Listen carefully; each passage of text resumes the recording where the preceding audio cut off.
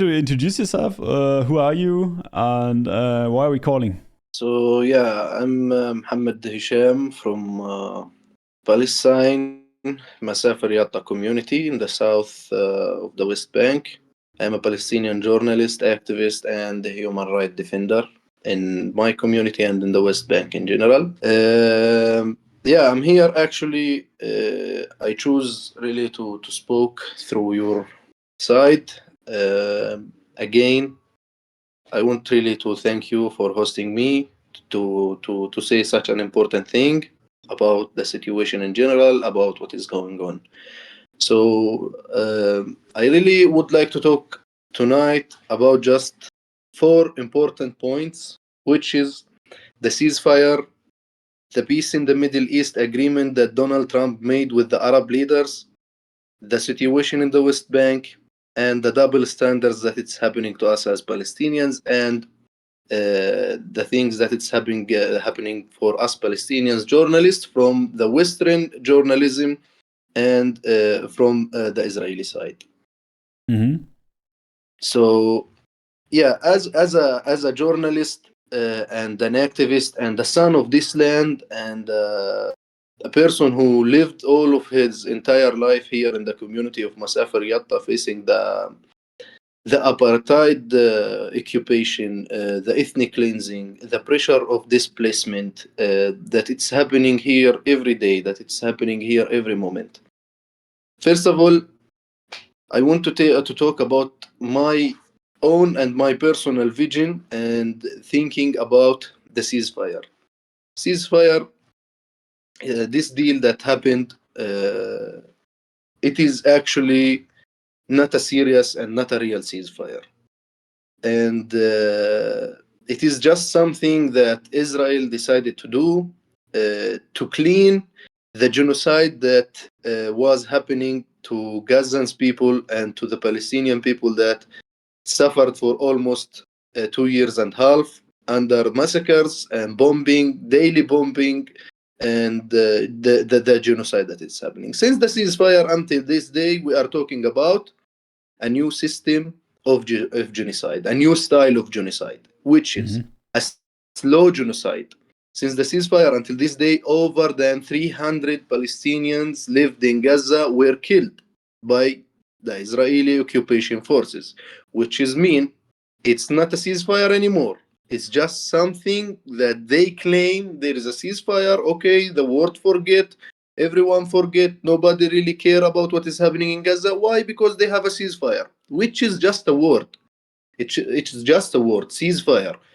Who really make this ceasefire? Who really believe in this ceasefire? Who? It's just we people. It's just like a tricky thing to make by governments, by Donald Trump, by Benjamin Netanyahu, and the other leaders that they share and they joined in this agreement. And in the end, there is no serious ceasefire is happening.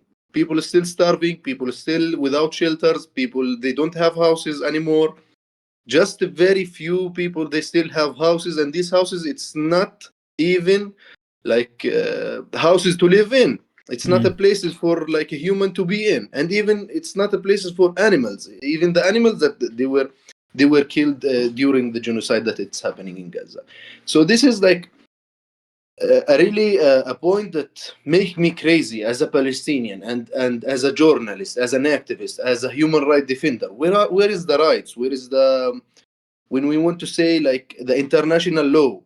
Is it just we as Palestinian, we really believe and we would love to see a serious actions about the international law. We really believe in the international law. We want the international law could be every country, every person really believed in and be like at least not just something that was said or was written by that and who and who.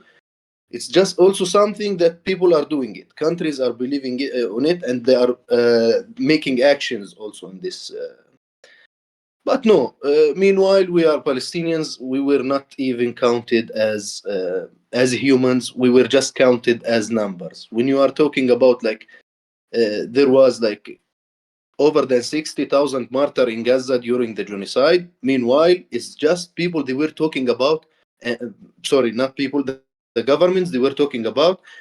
There is like 60,000 were killed in Gaza, blah blah blah.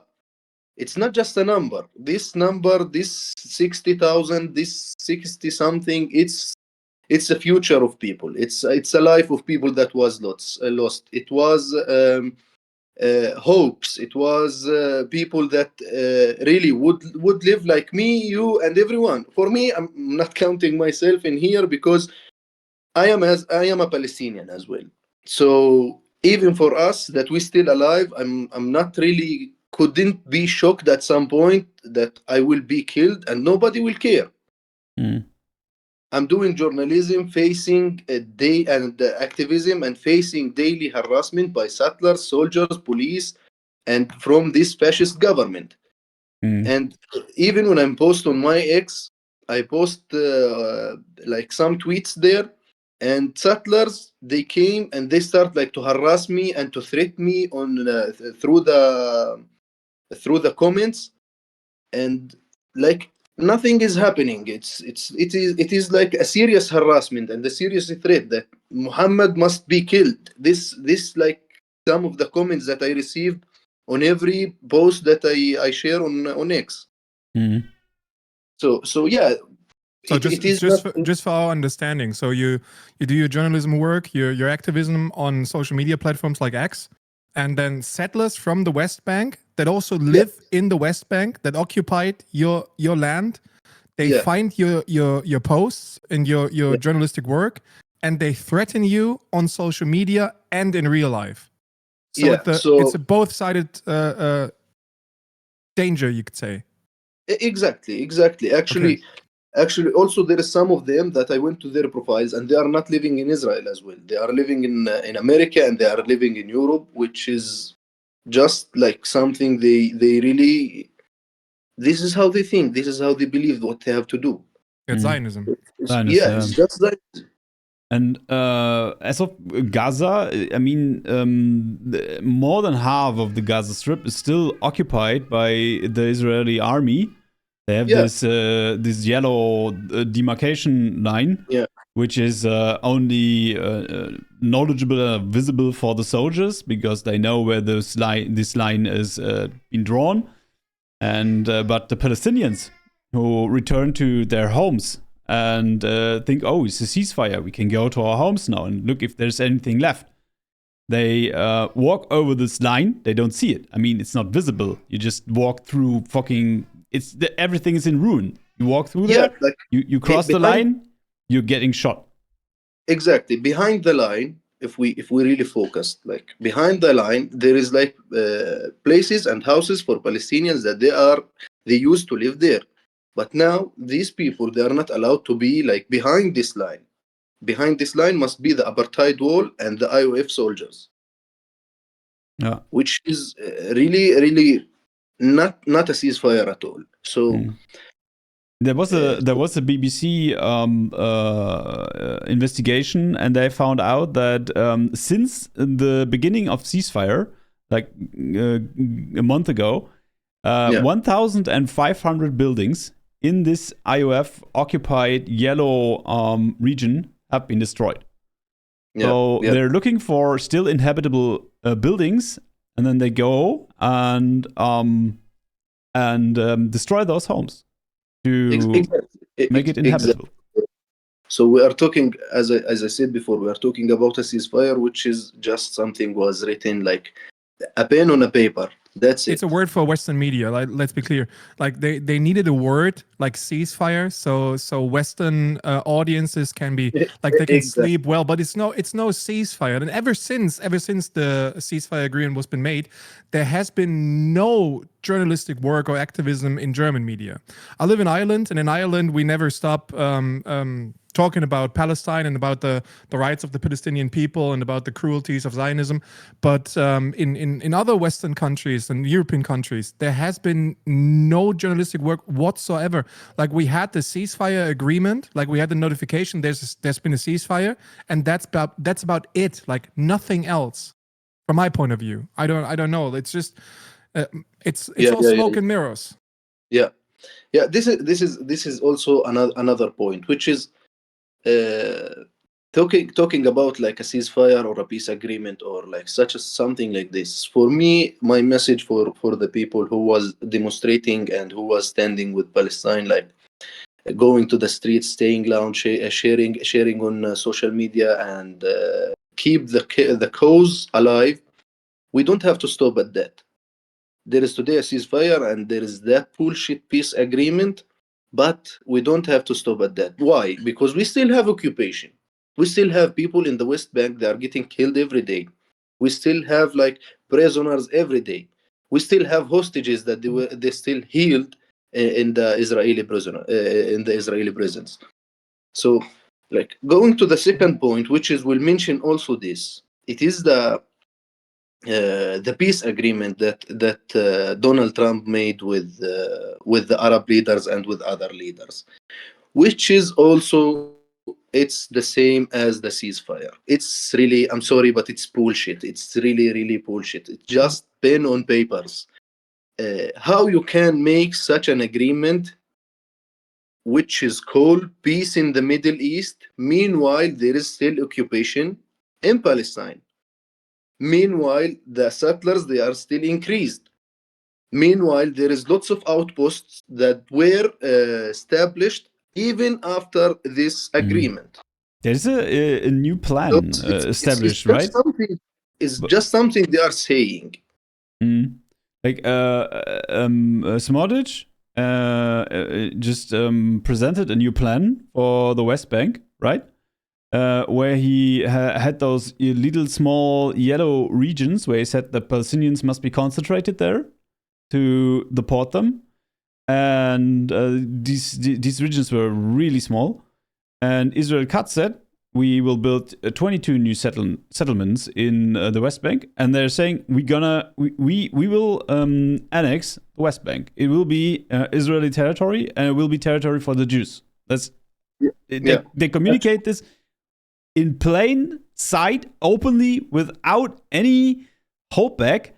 And the German chancellor just said that since there is a ceasefire now, Germany can send more weapons to Israel again, and we do. Like the German government does. Like we do send money. That is important for every German hearing this to know. Like Germany is funding genocide ever since at least 2 years. When it comes to my side, it's ever since 1948 and long before that. I have a question for you, my brother. When you talk about prisoners being taken by Israel, there's those official numbers, like ever since like 2 years, it's way more than 10,000 prisoners being held by Israel. But there's also talks from human rights organizations about those secret military prisons that no one really knows about, but which is like everyone knows they exist, but no one has concrete numbers. Is it a thing for you? Like, do you know that those secret military prisons exist? And do you know like approximately how many Palestinians are being taken hostage there? So for that point, I just want really to correct something, which is these prisons. Me personally, like thanks God, I didn't visited these prisons, which is mean like not visited because I want to visit, because like I didn't get arrested and being taken or held in that prisons. But my close friends and one of the activists that they live in the nearby village, which is called Tuba. His name is Ali Awad. He's also an activist and a journalist that working here in Masafer Yatta, was taken and kidnapped from his house at 2 in the morning in the darkness. And he was taken by like a very huge military forces that they raid his place. They wake him up and they just kidnapped him. He was blindfolded and handcuffed, and he was direct taken to one of these places. And it's just half an hour from here, from my village. So in the West Bank? In the West Bank. These places, even the commander himself, he told my friend that you are here in a prison that was made for the Gazans people. That they make these prisons especially for the Gazans people. They told him you will be treated as how Hamas members was treated before of you. And he told him like, but who's Hamas member? I'm not a Hamas member. I'm not. He said like, this people is a Hamas member. And he told me, I talked with this guy. This guy was an innocent person, lived in Gaza, and he was kidnapped from Gaza, and they put him to this prison. And they were like, he told me like, my friend told me like, I saw some like scenes. It was really terrifying. It was really scary. Like the moment they called you, like they call you by your name, you must say, yes, commander, I'm here, and you have to lay down, blah blah blah, all this shit. You have to be like, you have to be a slave for him until you reach the bus. Then from the bus they took you to the court. But you can be held for 15 days in these prisons without even your lawyer, the Red Cross, and your family, your friends, whoever cannot know anything about you. One of these example that it's exists right now and at this moment, it's Ayman Gharib, who is also an activist from the Jordan Valley. He is still held in one of these prisons, but we don't know which one. Until this moment, we didn't know any news about him. He was held since 1 week. 1 week, nobody knows any information about this guy. So a week ago, Since 1 week. An activist friend of yours, a Palestinian, was taken to one of those military Yeah. prisons, and no one even knows where it's been taken to. We don't know what is happening with him. We don't know where they took him. We don't know nothing about him. The Red Cross tried to reach him. They didn't allow them to do it. His lawyer, they didn't let him know anything about him. The only single information that they gave to the lawyer, which is he is in the hospital. What was happening? But Ayman was fine before he was taken. Why he's in the hospital right now? We don't know. They didn't even explain anything about what is happening with him and what is going with him and what will happen to him. So it's really scary. And we still scream and we still shout that we want Ayman free. But we want Ayman free from what? From this occupation, from these prisons. Where, how, when, really we don't know anything about him. Anything, we don't know anything about him. So yeah, these prisons, they exist. Yeah. And I mean, there are many friends and like friends of a friends that they were healed and they were like being like as hostages. It's serious hostages. We have also hostages. My friend is an activist. What he have done? The only gun that my friend have in his hand is his camera. Is it a threat for you to heal him like for 1 week without even let any give any information about him, at least for his family? No one cares for those hostages, the Palestinian hostages in the West. Like, it's not even a topic. No one talks about it. Even though there are many like whistleblowers, Israeli whistleblowers, and also Palestinian people who talk about what is happening in those black sites. Namely, there's happening torture and mistreatment, rape, sexual mistreatment, and so on. I mean, there was a video leaked by the military prosecutor of Israel, who is now being imprisoned as well because she leaked the video. And now the video is not the problem, right? The problem is that the military prosecutor of Israel leaked this video, which allegedly shows a mass rape and mistreatment of Palestinian prisoners. That's what only a few people in Germany even understand. Like, I made a video a couple of months ago because all we ever talk about is the hostages, like the bring them home movement, which is like very big in Western countries. Like we always, like, we fought for 2 years for the Israeli hostages to be taken home. And no one even talked about a single word about the Palestinian hostages, which are not only way more, but hold under way worse conditions from my knowledge. Like, there's over 10,000 Palestinians at this moment being held hostage by the Israeli government, by the fascist government of Israel, and no one even talks about it. It's like you're not even human beings for us. It's just disgusting. Yeah, actually, for me, I said it and I will keep saying it. For me personally, I'm not really. I wish that governments will make something serious for us Palestinians and for Palestine. I wish.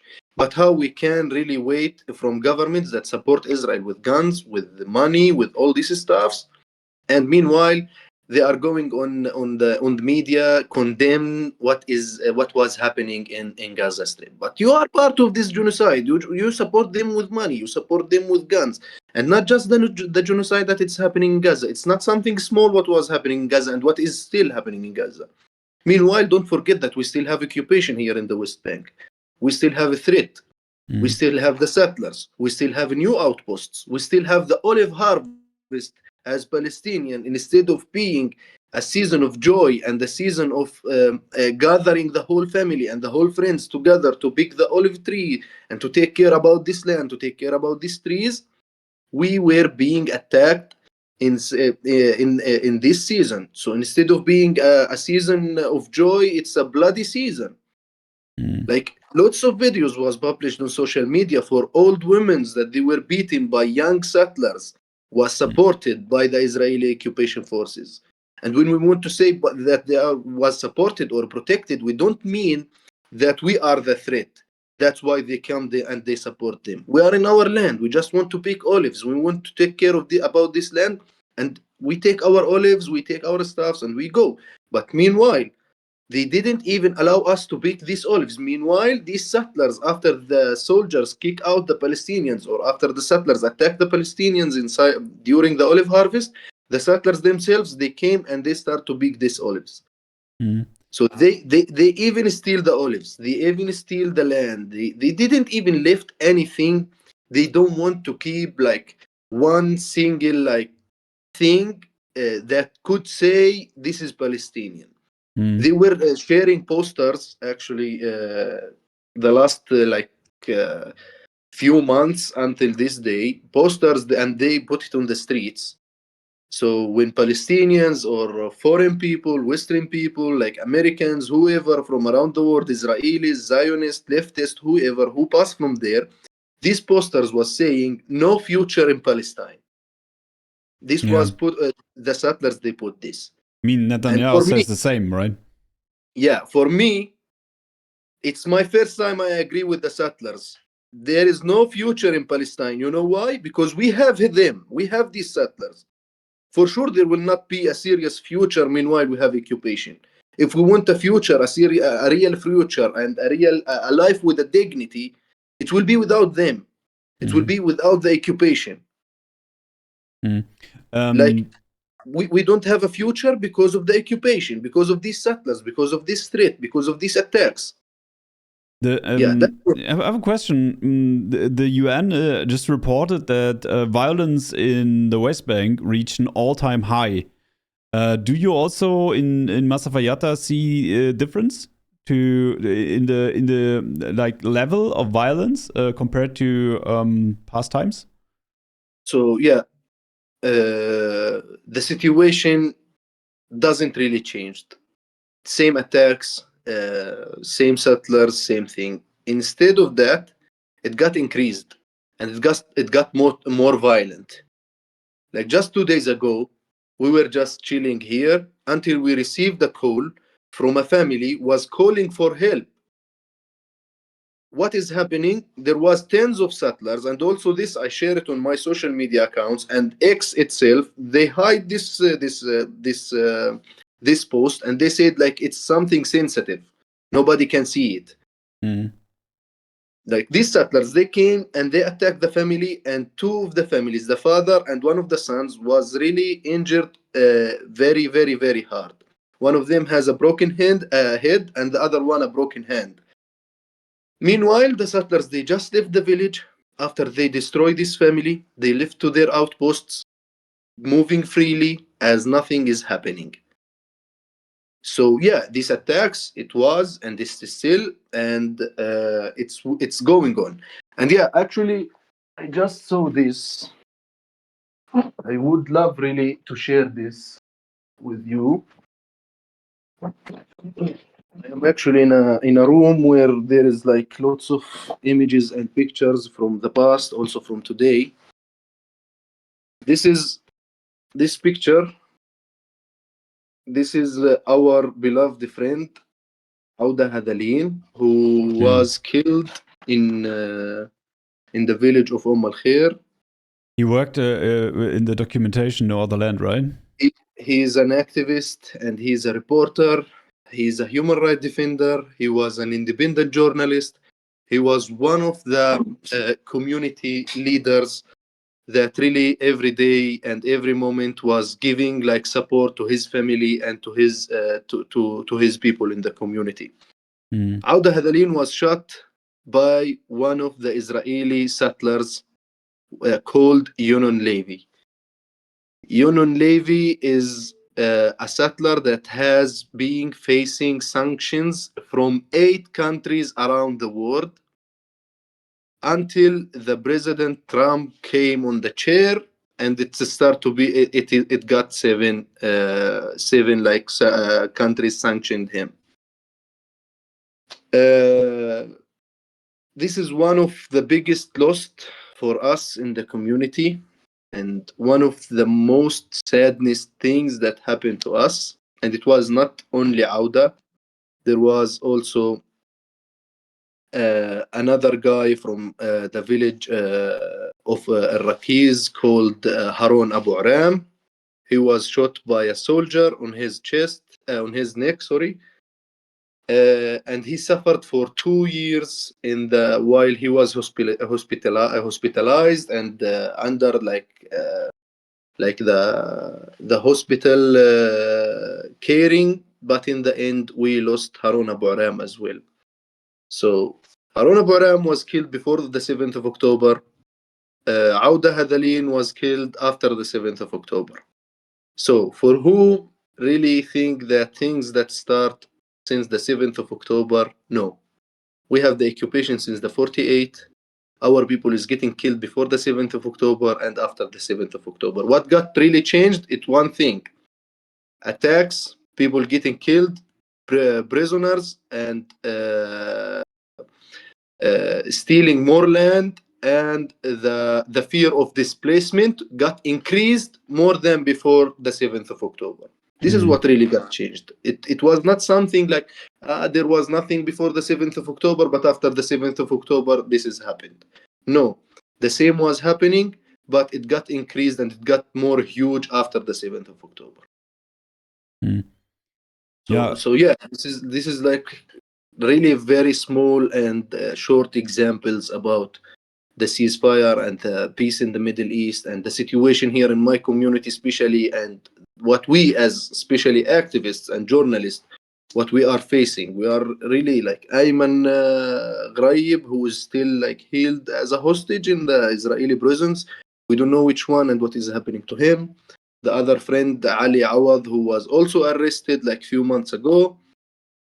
So it's really scary. I couldn't like imagine that maybe after this call, like something will happen, I will be under attack or I will be arrested, or like like the only crime for us and the only thing that we have, like we know it as Palestinians, the only crime is because we are Palestinians. If we are Palestinians, it's a crime for the Israeli occupation forces. You will be arrested for no crime. Your only crime, it's you are a Palestinian. And I have a question. What happened to Yonon Levi, like the murderer? Yeah, sorry. Actually, it was a mixture of like informations. I didn't really explain it. Did he get arrested or? He got arrested for 6 hours. Then he was released, and they said there is no proof that Yonon Levi was the one that shot Auda. Meanwhile, Auda Hadalin was filming his own death. The security cameras in the community was filming Yonon Levi while he's shooting. Another journalist and some of the Israeli activists that we have here in the community was filming as well. Meanwhile, like it was like from different spots, so you can see who was the only one that was carrying a gun and shoot like randomly. It's like in law you say it's a smoking gun, like it's proven. Basically, you have it on camera where he murders Avda. I've seen the whole video. Like I've seen every video that there is of, and he was shot because he was protecting water pipes. from my understanding. Like the settlers were attacking water pipes, so there's no water in the region, in the community, and he was protecting the water pipe. Like he was going into a discussion with the settlers, and he was shot for that. That's the only reason. Like his only wrongdoing was he was trying to protect the water pipes, delivering water to his community and family. This is so crazy. Yeah, here as a Palestinian, you are not allowed to defend yourself. Defending yourself, it's a crime. Standing in your land, it's a crime. Being a Palestinian, it's a crime. So what we can do? He was defending himself with a camera and his words. Like there was no gun involved. He wasn't wearing like an M16 or something like that. He wasn't carrying a weapon. He was carrying a fucking like a mobile phone, a camera. Yeah, exactly. This is what I told you. Our only guns is our cameras. We are showing the reality. We are filming what is happening to us here in the community and in different communities. It's just like what is the difference from here? And it's just like the places and the positions in the north of the West Bank, the middle of the West Bank, in the west, in the east. It's all the same in the West Bank. It's just like different places, but the same attacks, same settlers, same vision, same goals. Like, as you said, Auda just was like really. The Union Levy was planning to make a new street through the village to the settlers.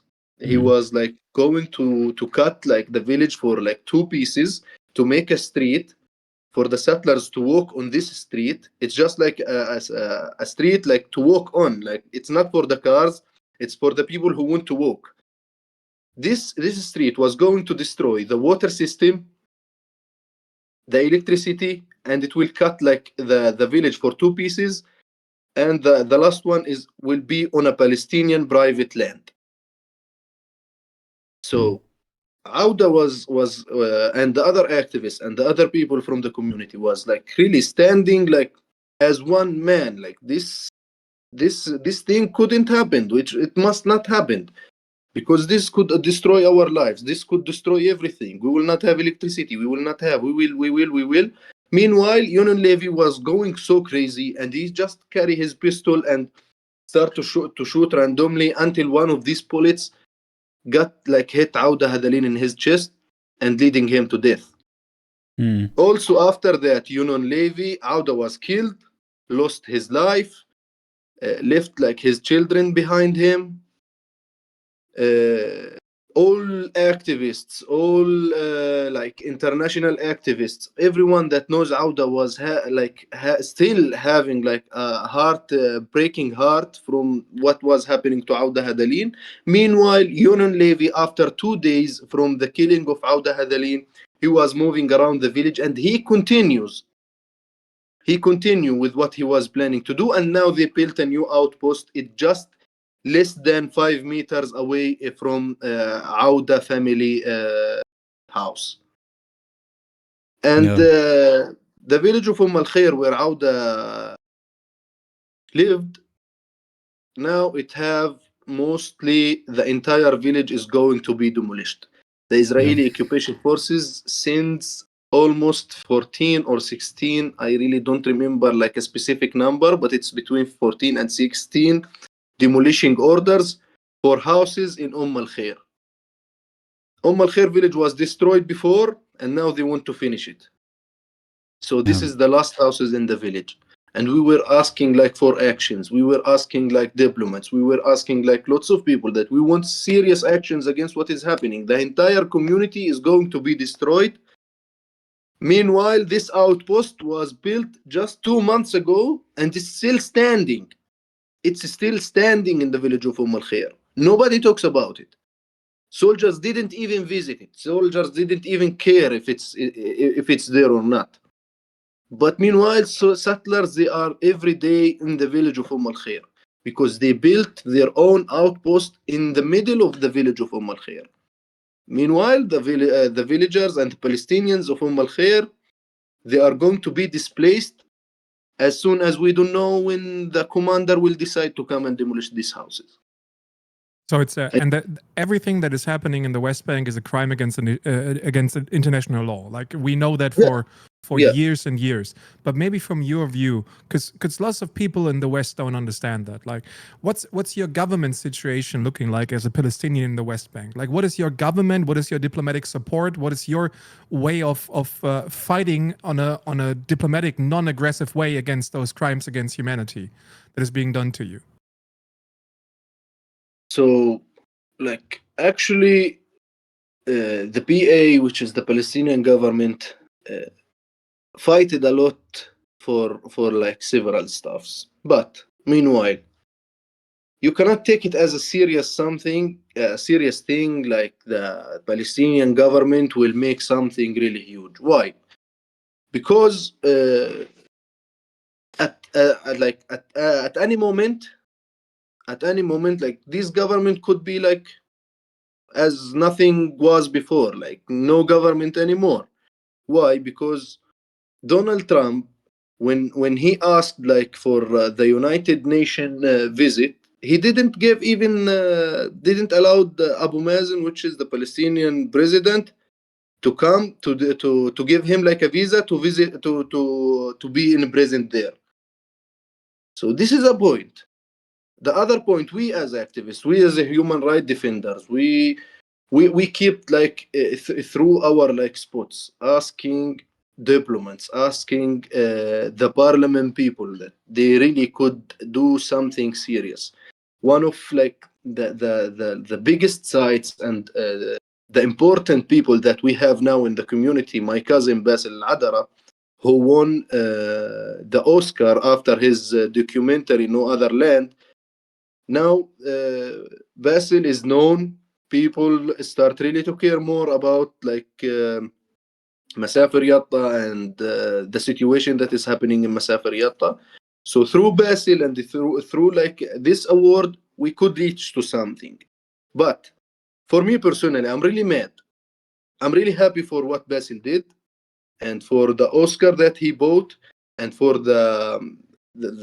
his documentary that really lots of people understand more about what is happening here in the community.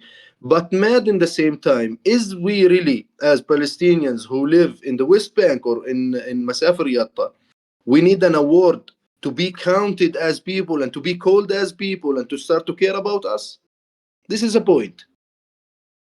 People in the West don't understand that there's a difference between the West Bank and Gaza and the PA and the Hamas, and that the Hamas really has nothing to say in the West Bank. Like, it's not an organization that is like being in the West Bank and coordinating attacks against the settlers. Like, meanwhile, there are like over 700,000 Israeli settlers in the West Bank being founded and supported by the Israeli occupation forces that are holding attacks of their own. So maybe from your point as a Palestinian from the West Bank, what is your, like, what does Hamas mean to you? Like, does the PA have anything to do with the Hamas? Because that's what the Western media is telling us. Like, Western media are telling German people, like Europeans all over the country, that whatever comes from a diplomatic standpoint from Palestine is being directly conflicted with the Hamas as itself.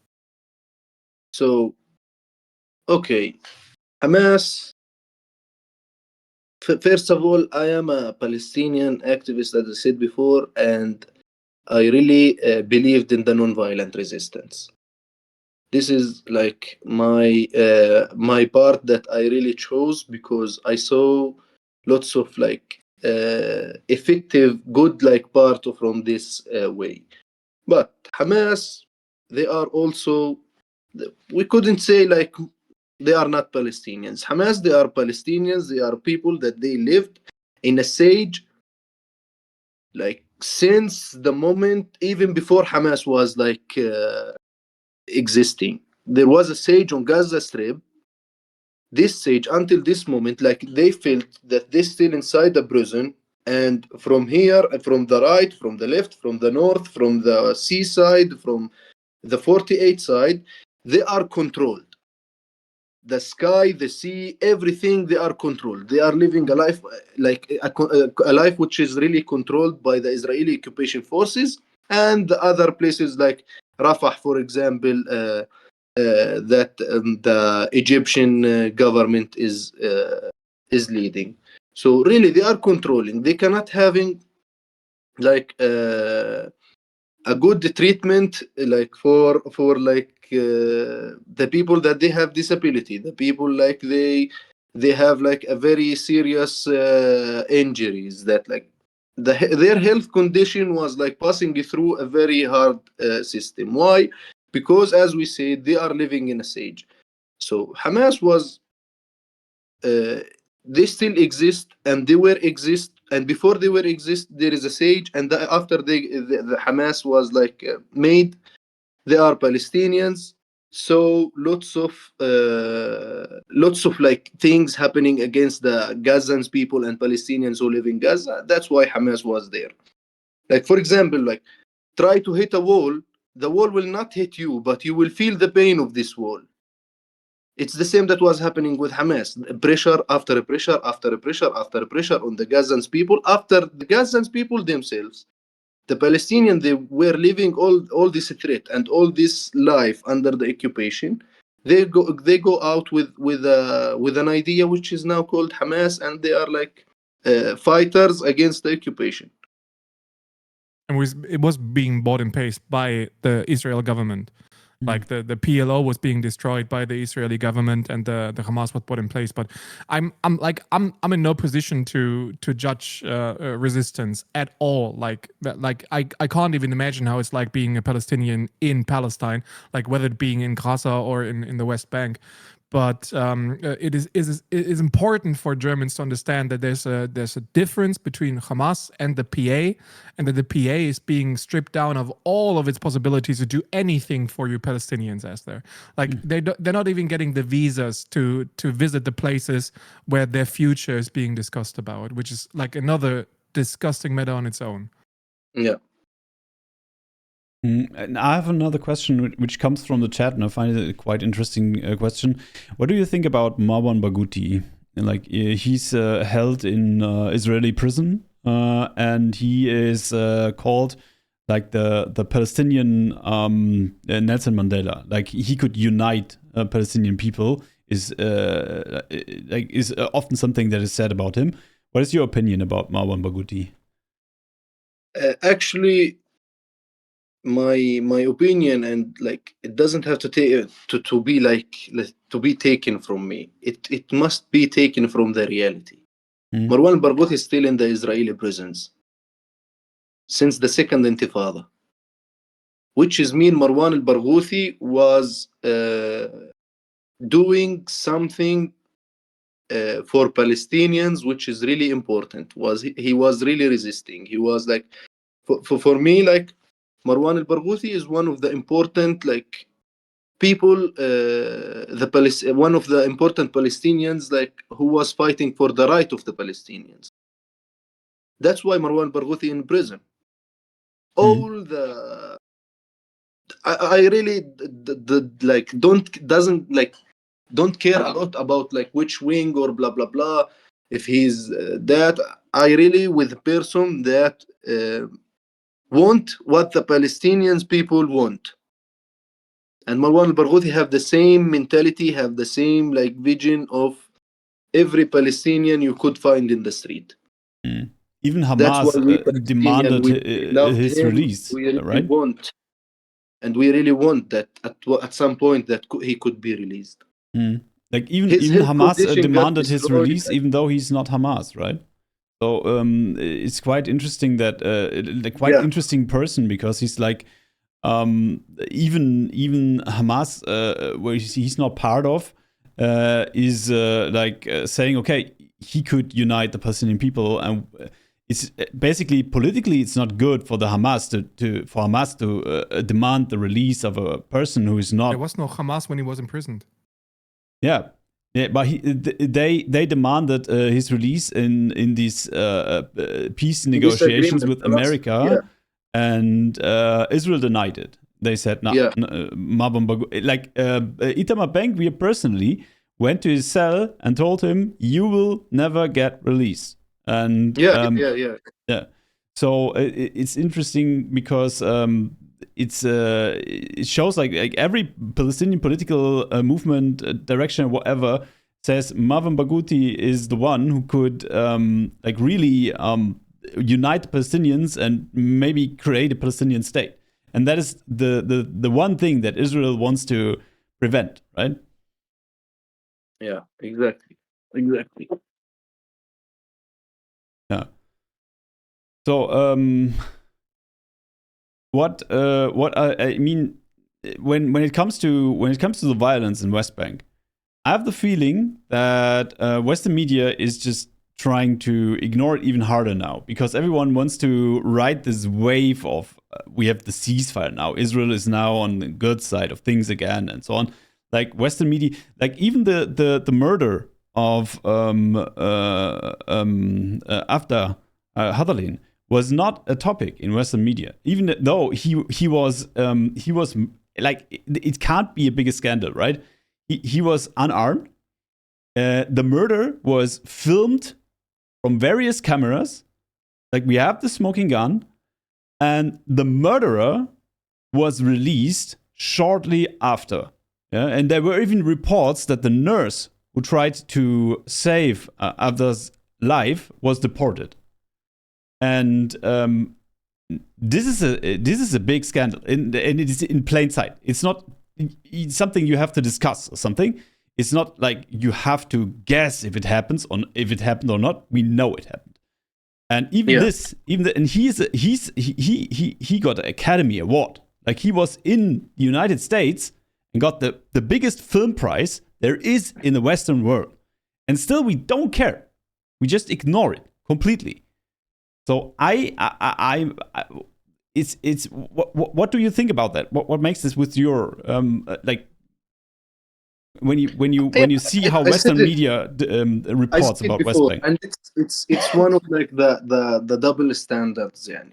And this is like I don't know, like I told you before, does we really need like such an award like an Oscar and to catch it, blah blah blah, and then getting filmed from different medias and to be shared everywhere to care about us as Palestinians?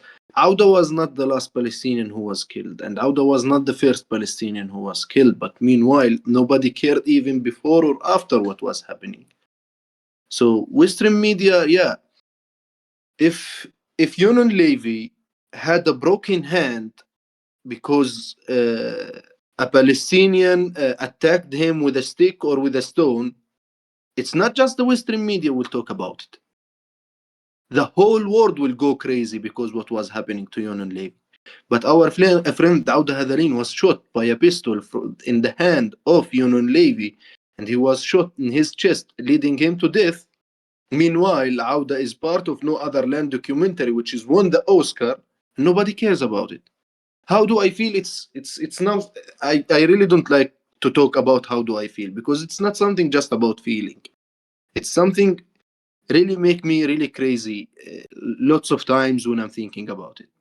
We Palestinians, until when? Until like which moment we will keep facing this this shit every day? Yeah, so it's really, really, really like crazy, really, really like sad, and we really don't know like what to do, except like we will stay in this land. We will continue with our resisting. We will like fight for the last moments of our lives here in this land. And I have like in Arabic we have a phrase like which is one hand will never clap. With two hands you could clap, which is mean, and I'm using it usually because we are one of these hands, and the people who live in the West and in the US and every person that have like a drop of humanity and feeling that he have brothers and sisters in Palestine, we need you to go on the street to stay loud. So we together, we will beat both hands and we will make the sound of the clap. Yeah, which is basically the only thing we can do. Like it's like for 2 years, I'm involved with the pro-Palestinian protest in Ireland, and it's literally always the same. Like we shared the donation link of your campaign in the chat if you got some money left. I'll talk in German so that everyone understands.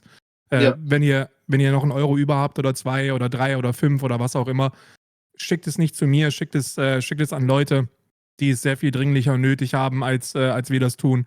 Mohammed ist einer davon. Also wenn ihr noch was über habt, lasst ein bisschen was da, um die Arbeit zu unterstützen. Das ist alles nicht kostenlos und die Umstände sind, wie ihr gehört habt, echt katastrophal.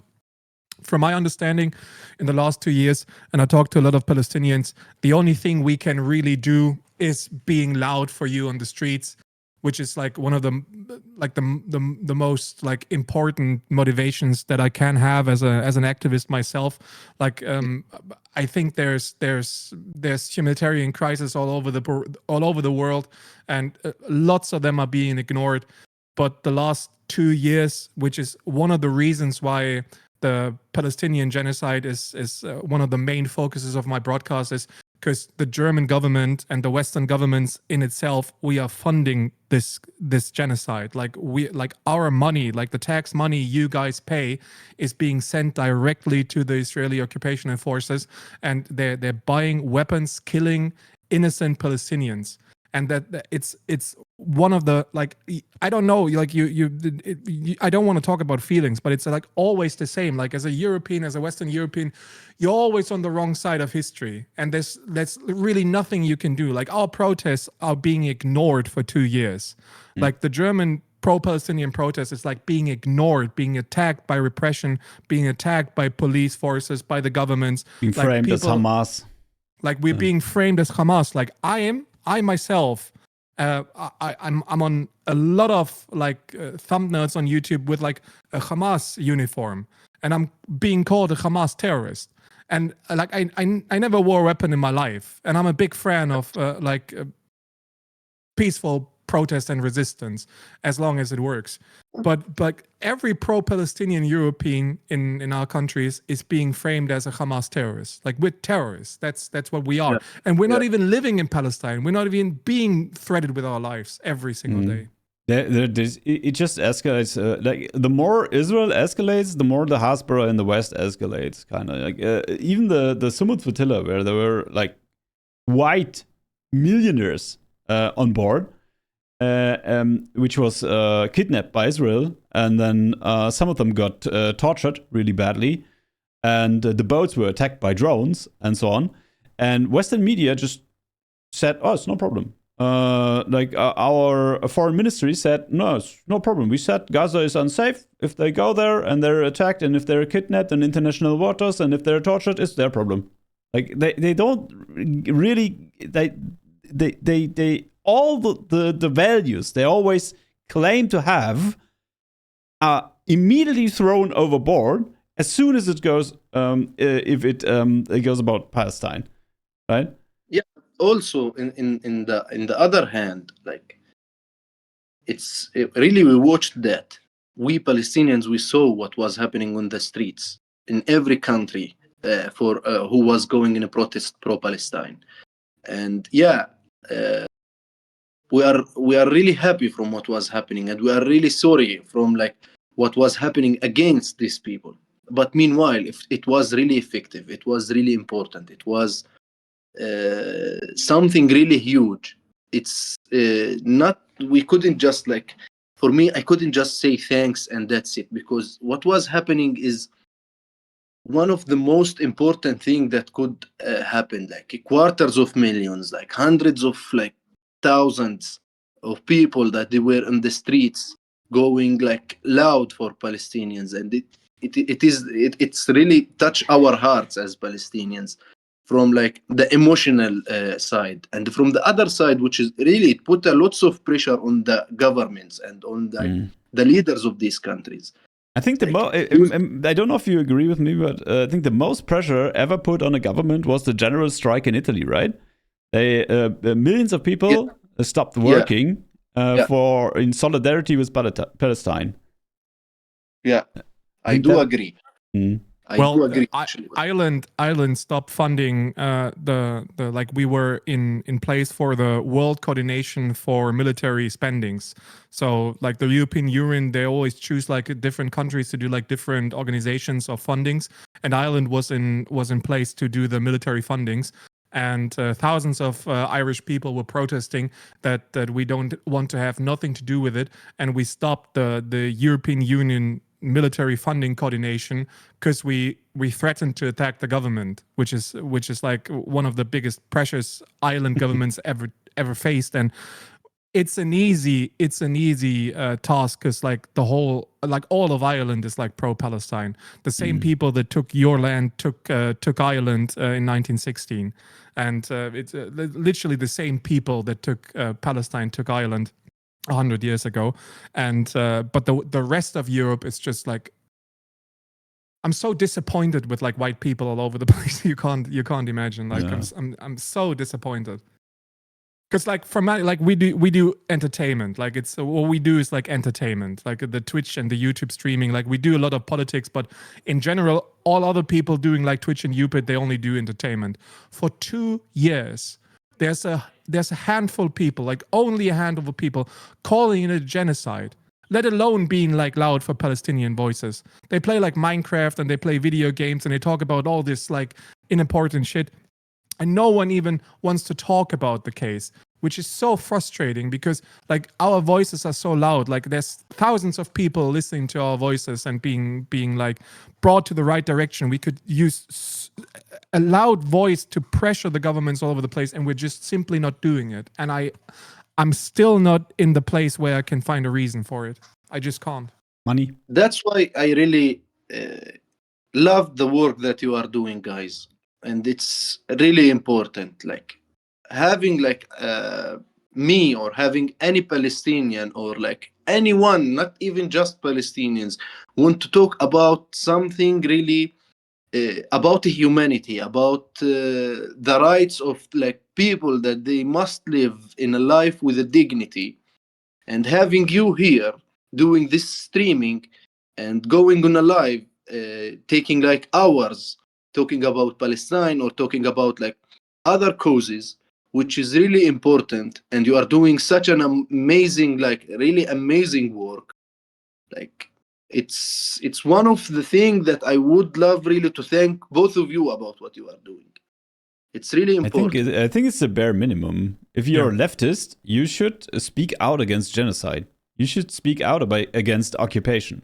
But I think I think it's not something heroic or something. It's just the bare minimum you should do if you're a leftist, if you have a heart, if you have some sense for human rights.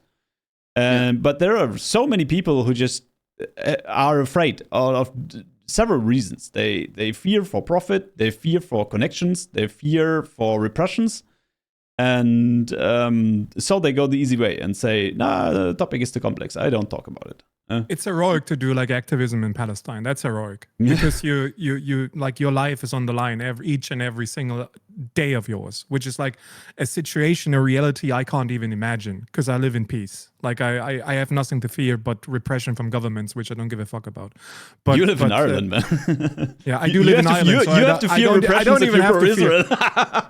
Like I have Palestine on my arm tattooed like for like 2 years now, and which is like something that in Germany I would be like, this is a terrorist tattoo. In Ireland, like everyone celebrates it. Like it's like Free Palestine is like, it's a greeting for us in Ireland. So it's not comparable to German or France or England or other countries. But there's nothing heroic about it. It's the bare minimum we could do for you guys, like suffering for 80 years of oppression. Yeah, really, really, really thank you so much. I really do appreciate what you are doing. And I wish you could continue with what you are doing. It's really amazing. And we will, up until Palestine is free.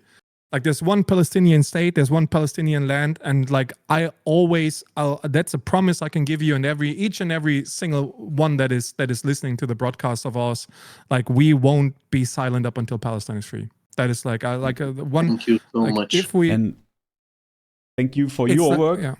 And Yeah, we have to thank you for your work. And we will link on the video on YouTube below. There are the links for Mohammed's crowdfunding project. Also the social media channels like the X account, and we will link the Instagram. If you have any others, just give them to us, and we will link them below so people can follow you and see your work and see how you film the repressions, how you film the settler violence, and how you speak out against it. And yeah, it's. You want that to you, or you mean later? Sorry, I didn't understand. You want that I send you the links, or you mean you already linked it? We already linked it. Yeah, we already linked it. And you have to understand, like the people listening to it, you have to understand that like doing journalistic work and activism work in Palestine is so important because no one gives them their voice. Like they have to use their own voice, their own cameras, their own activistic work to bring the pictures that in best case go around the world and show people that Palestinians are human beings, which is like the bare minimum we can all do, like accept Palestinians as human beings just as we are. And the moment the world realizes that Palestinians are human beings just as we are, that's the moment the occupation is going to stop, because that's the moment where politics stop and where humanity takes over, which is so important. That's the most important thing that can happen. We have to realize, and you don't understand how important it is to accept Palestinians as human beings. They're not terrorists, they're not animals, they're human beings.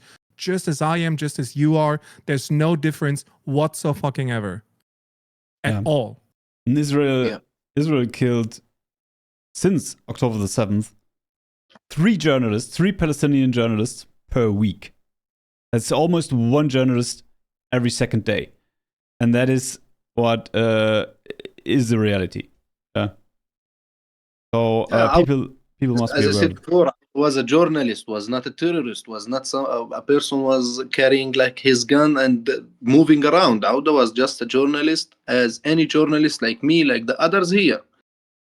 And he was one of the people that was like involved like lots of in different parts in the No Other Land documentary, the award winner documentary.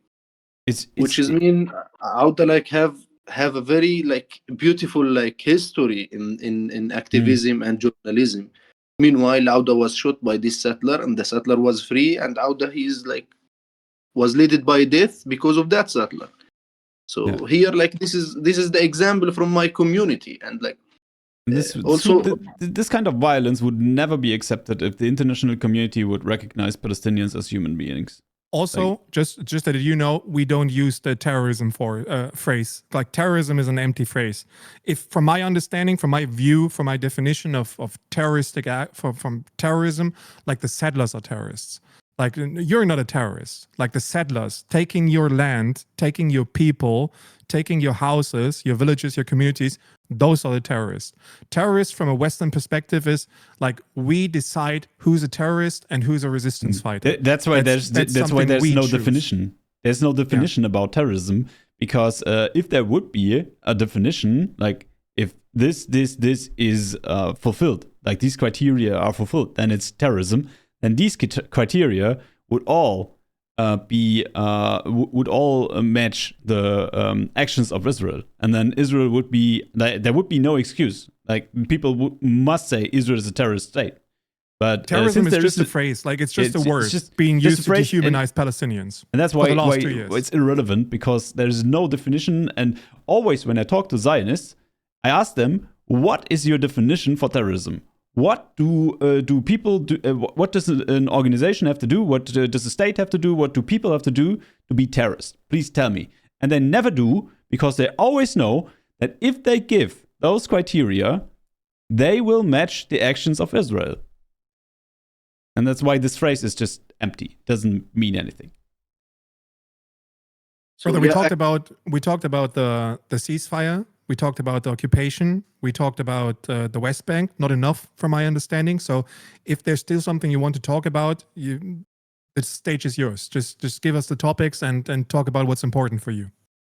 So yeah, actually, the topics that we already like spoke about, the most like specific things and details that we want to talk, like just what, just while we are talking here right now, and I just checked the WhatsApp group for activists and the journalists, and uh, they sent like a message. This message says that one of our friends, his name is Mus'ab Rabai. He's from Yatta city. He's not from the community, but he's like a friend of us. He lived in the city. We usually met him. He got shot by the Israeli occupation forces. It's just like few minutes ago. And I just checked the WhatsApp group, and he was shot in his leg. The other information why he was shot, he was going to his work. In the way of his work, Mus'ab was shot in his leg. And there was another news under this, that there is an accident in the nearby village between a settler and a Palestinian. And until this until 10 minutes ago, we thought it's just an accident with cars, but in the end it was a settler was hitting this car on purpose. The police, they came, they took the Palestinian car, and they arrest the Palestinian driver. Meanwhile, the settler who was doing that, he's still in the place of and he's waiting his insurance as nothing is happening. Mm.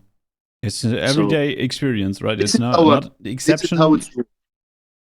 And it's Israeli police, right? It's the Israeli police, yeah, for sure. It's the Israeli police. They came and they took the Palestinian car and they arrest the Palestinian driver. And we don't know which like crime they will like they will stuck it on him. Meanwhile, the settler, I just received it like 10 minutes ago.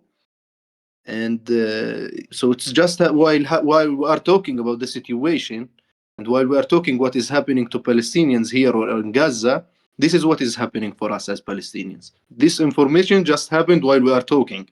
So imagine in 24 hours what could happen. Yeah.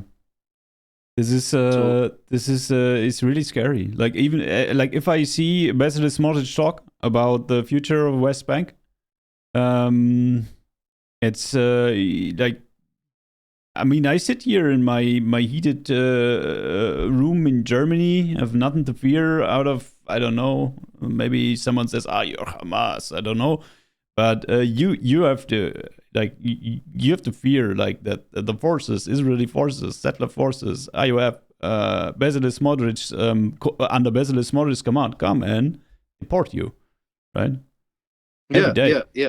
Actually,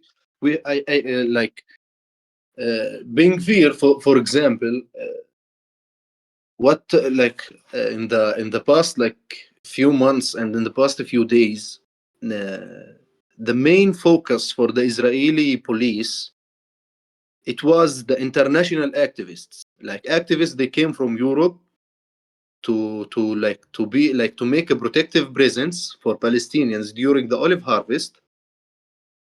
These people, these international activists, that they came in a humanity job, they were attacked by settlers, and after that they were arrested by the police and getting a band for tens and for like 100, or like it depends on the mood and depend on what the police want.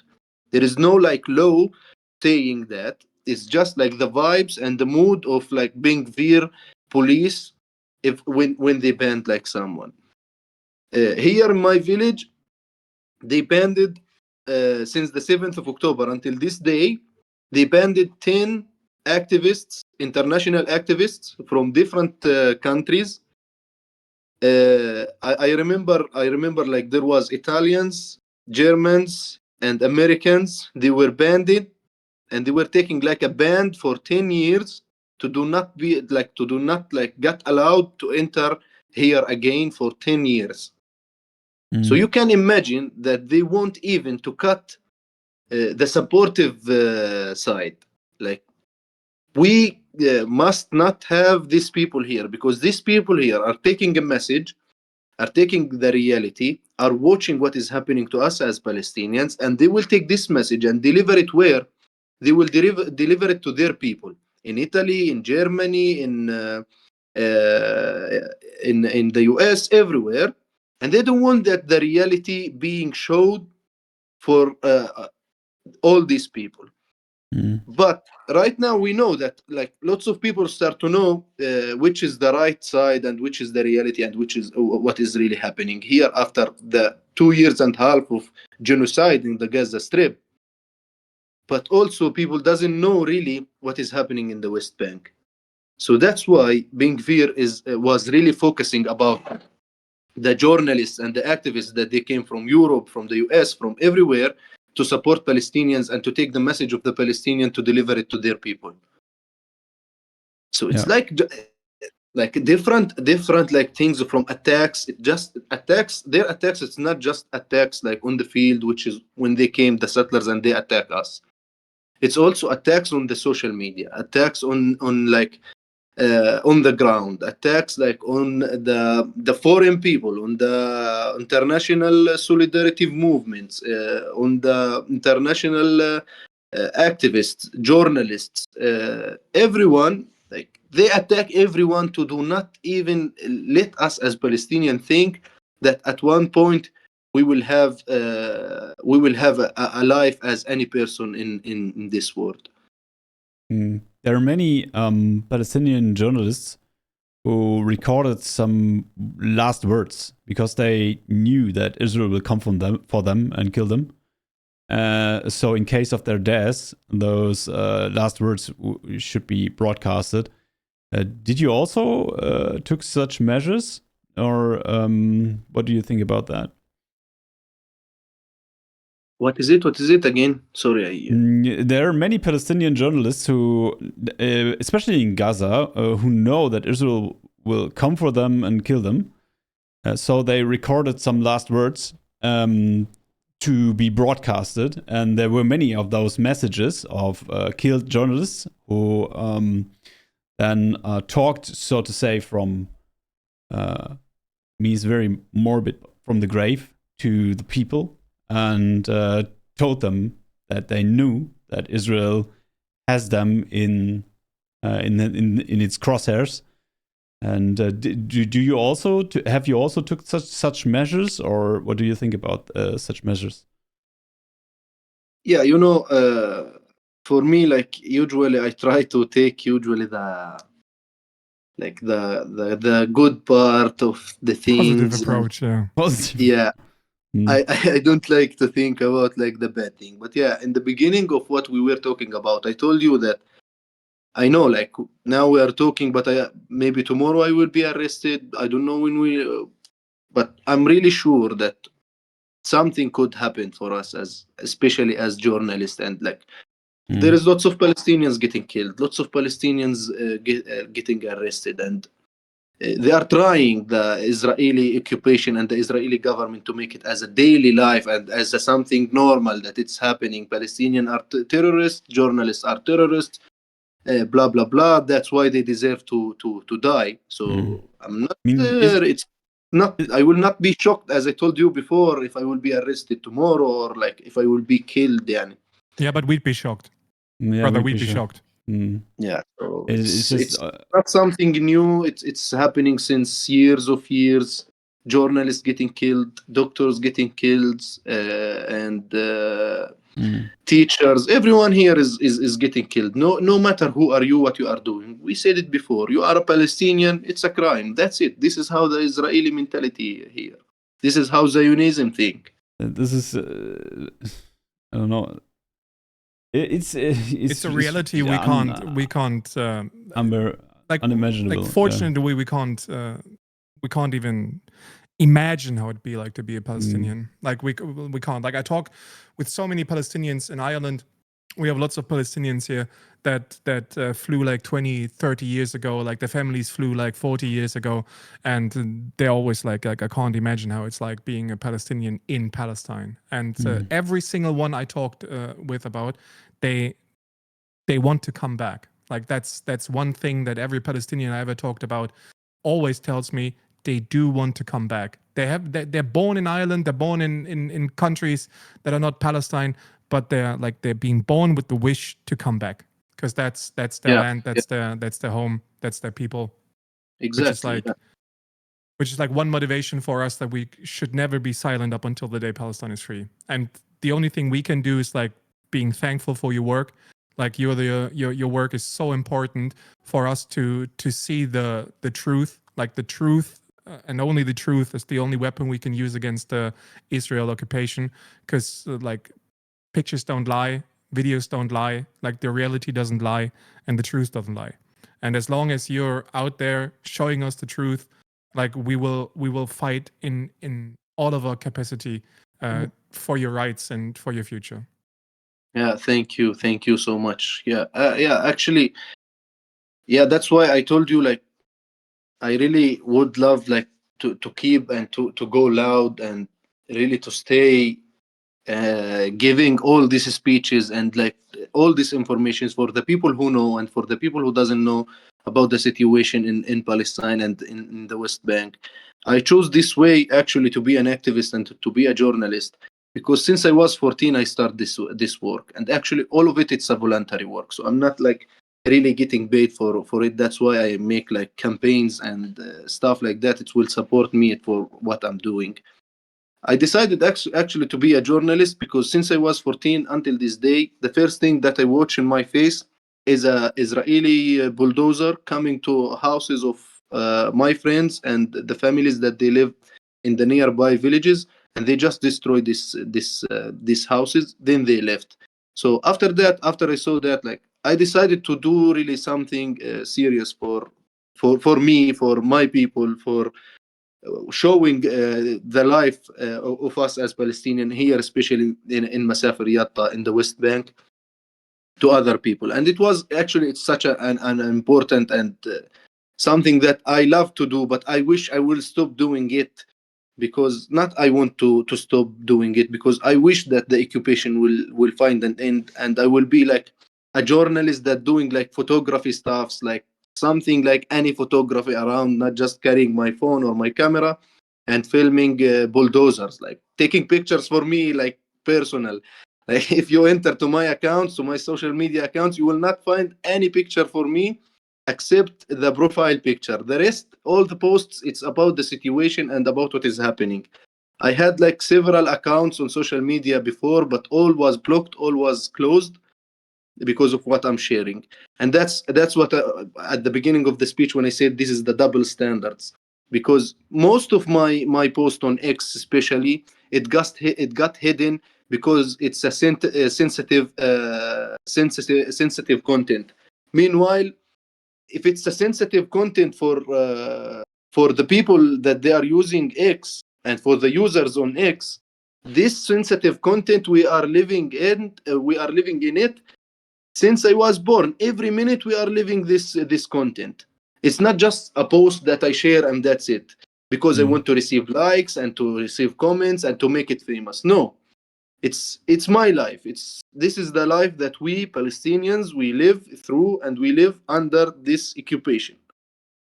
So the double standards is they care about what the people really must watch, but they don't care about what other people are living. Yeah, in a working world. They care that these people could be like having, I don't know, their emotions will not be good, and they don't really like to see that and that and that. But meanwhile, you don't want these people to see it. But we as people as well, we are still people like this. The same people that you don't want that they see it, we live it, and we pass it through it. So yeah, and like the campaign that I just passed it to you and to link it there. Usually when I share it on X, like to receive like some support, usually this link it got deleted. I don't know why. It is like something like people they make reports about it, or like I don't know. It's like every time I post it on X, it got deleted. Like why they delete it? Like I kept asking and sending reports to X, and like they send me an email like which is, yeah, we appreciate the report, blah, blah, blah, blah, blah, blah, blah, blah, blah. We will respond soon. No response. From that day until this day. That's why, like, in any event or any, like, podcast, like, I'm doing it, I send, like, the link, because it's, like, one of, like, the only places that I could find, like, support and could find, like, such a stuff like this, because I'm not an employee and I'm not doing this as a job. It's a job in the end, but it's not like a paid job. That's why I use this kind of sites, like, to find support to continue with what I'm doing, journalism and the activism that I'm doing. I would really to thank you so much. I appreciate the speech that we have. And I want to thank all the people that they listen to us, and even the people that they make some donations. Thank you so much, guys. Thanks everyone for who's watching. Sorry for making it like long. No, But no yeah, worries. we really. Oh, they're used to it. They're used to long speeches. Yeah. And as long That's as fine. long as we got the chance, you'll always have a platform on our places. Like, we won't forget you. We don't forget your work. We don't forget the Palestinian people. You're just as us. Like, we're all human beings. You're all my brothers and sisters in Palestine. And as long as I got a voice, I'm going to use it for the people oppressed on this planet. That's a promise I can give you. Same. I really appreciate that. Thank you. Same. All our thoughts and prayers are with you. Like, stay safe, brother. Stay safe. Continue your work. Continue sharing the truth, and don't lose faith. It's not a question of if you're ever going to be free. It's a question of when you're going to be free. Thank you so much. And I just wanted to add that in a functional work, it would be like media who would broadcast your content, and not some freaky billionaire deleting your posts on some freaky social media platform. Yeah, but we're in a dysfunctional world. But we will try to change that. Yeah. Take care. Stay safe. We got a bit of money, and we're going to share the link on the YouTube uploads. So there's going to come more your way. And whenever you got the need to talk to us and to tell your story, you'll always have a place at our place. That's thank you so much. Our place, your place, brother. I really appreciate that. Thank you so much. Take care, guys. Thank you. Yeah. Take care, brother. Take care, Mohammad. Free Palestine. See you. Thank you so much.